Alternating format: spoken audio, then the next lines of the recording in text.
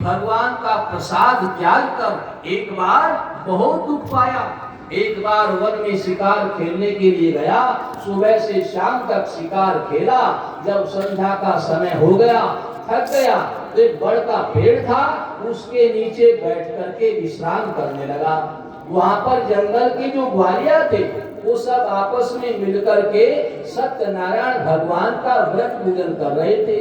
राजा देखकर भी अभिमानवश, मैं राजा, इन ग्वालों में जाऊंगा तो मेरी क्या इज्जत रहेगी, ऐसा अभिमान करके वहीं पर विश्राम करता रहा, ग्वालों के पास में नहीं गया। जब सब ग्वालों ने भगवान का पूजन पूरा किया तो एक ग्वाला प्रसाद चरणामृत लेकर के राजा के पास में गया, तो राजा ने प्रसाद का भी त्याग कर दिया। बोले, मैं राजा हूँ, मेरे पास में इतना धन है, मैं सब ग्वालों को रोज भर पेट भोजन करा सकता हूँ, इतना धन मेरे पास में है, और मैं इनका जरा सा प्रसाद लूंगा ग्वालों का तो मेरी क्या इज्जत रह जाएगी। ऐसा अभिमान करके प्रसाद का भी त्याग कर दिया। और घर में आया तो देखा घर में आग लगी हुई है, उसके बंधु बांधव सब मरे पड़े हैं। अब तो राजा विलाप करने लगा और बोला, मैंने और तो कोई अपराध नहीं किया, बस आज मैंने भगवान का प्रसाद नहीं लिया। जब अभिमान था, जब तो बोला मैं इन ग्वालों का प्रसाद क्यों लूं, जब अभिमान चला गया, अब पता चला ग्वालों का नहीं, आज मैंने भगवान का प्रसाद नहीं लिया। हमारे पास जो कुछ भी पान फूल है हमने भगवान को चढ़ा दिया, अभी हमारा नहीं रहा। कभी सोचो मैंने चढ़ाया तो मेरा हो गया, ये तो भगवान का हो गया। और भगवान किसके हैं, बोले सबके हैं। तो भगवान पर चढ़ा हुआ प्रसाद एक व्यक्ति का नहीं रहा, वो तो सबका हो गया। यही मेरे से गलती हुई।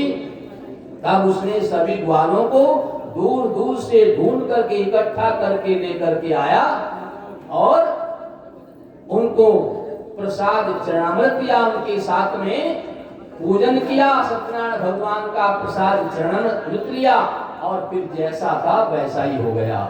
बोलिए श्री सत्यनारायण भगवान की जय। सूत जी महाराज वर्णन करें, ऋषियों, भगवान को कोई काल, कोई सत्य, कोई इस कहते हैं। इस कलिकाल में सत्यनारायण नाम ही भगवान का स्वरूप है। इसको करने से निर्धन धन पाता है, बंदी बंधन से छूट जाता है, निसंतान को संतान मिलती है, कुंवारी कन्या को सुंदर पति की प्राप्ति होती है, और भी जो कुछ मन में कामना हो समस्त कामनाओं को पूरी करने वाला सत्यनारायण भगवान का व्रत है। और इस कलिकाल में सबसे सरल उपाय है।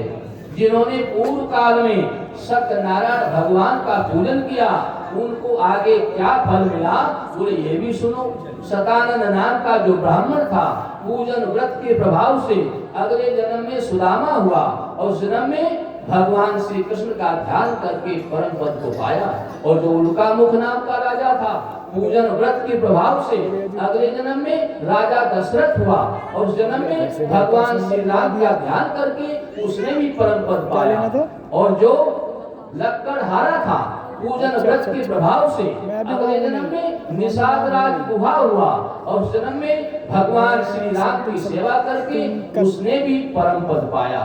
और जो आज रात को मैं पहुंचूंगा, व्यापारी था, साधु नाम का वैश्य था, जो बार बार प्रतिज्ञा तो करता था पर कंजूस था, पैसा खर्च होगा इसलिए करता नहीं था, पर उसने भी किया और उसके प्रभाव से अगले जन्म में राजा मोर ध्वज बना। अब धन की बात तो बहुत दूर रही, अपने पुत्र को भी आने से चीरकर भगवान श्री कृष्ण को समर्पित करके परम पद पाया। और जो तुंगध्वज नाम का राजा था, पूजन व्रत के प्रभाव से अगले जन्म में स्वयंभू मनु हुआ और उस जन्म में भगवान के भक्त कर्म करके परम पद को पाया। बोलिए श्री सत्यनारायण भगवान की जय। श्री कृष्ण गोविंद हरे मुरारे, हे नाथ नारायण वासुदेवा। श्री कृष्ण गोविंद हरे मुरारे, हे नाथ नारायण वासुदेवा श्री कृष्ण गोविंद हरे मुरारे हे नाथ नारायण वासुदेवा श्री कृष्ण गोविंद हरे मुरारे हे नाथ नारायण वासुदेवा हे नाथ नारायण वासुदेवा हे नाथ नारायण वासुदेवा हे नाथ नारायण वासुदेवा हे नाथ नारायण वासुदेवा हे नाथ नारायण वासुदेवा हे नाथ नारायण वासुदेवा हे नाथ नारायण वासुदेवा हे नाथ नारायण वासुदेवा श्री कृष्ण गोविंद हरे मुरारे हे नाथ नारायण वासुदेवा श्री कृष्ण गोविंद हरे मुरारे हे नाथ नारायण वासुदेवा श्री कृष्ण गोविंद हरे मुरारे हे नाथ नारायण वासुदेवा श्री कृष्ण गोविंद हरे मुरारी हे नाथ नारायण वासुदेवा श्री कृष्ण गोविंद हरे